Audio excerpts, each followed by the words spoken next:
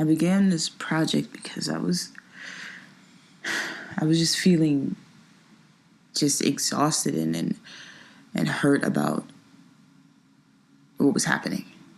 And there was this feeling of loss and betrayal. But, you know, as I began to get through the process, I thought about, it became a healing.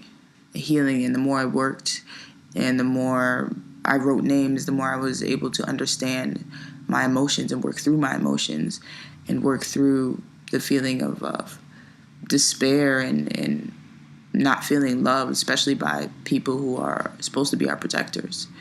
So, I mean, that's what compelled me to do the project. And I just also wanted the people's murders to be acknowledged.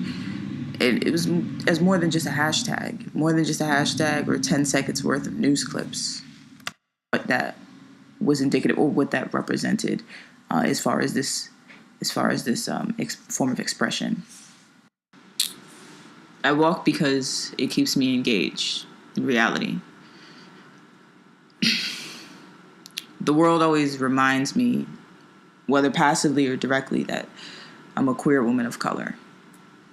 Sometimes those people look at me the same way the officers look at each of the victims before they chose to pull the trigger. And sometimes they don't even look at me at all.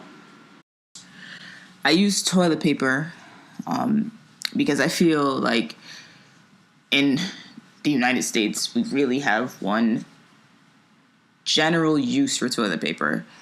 And I wanted to paint a very clear picture of how, Black and brown people have been treated within the U.S. specifically. And I felt like this was the obvious and most clear way for me to do that.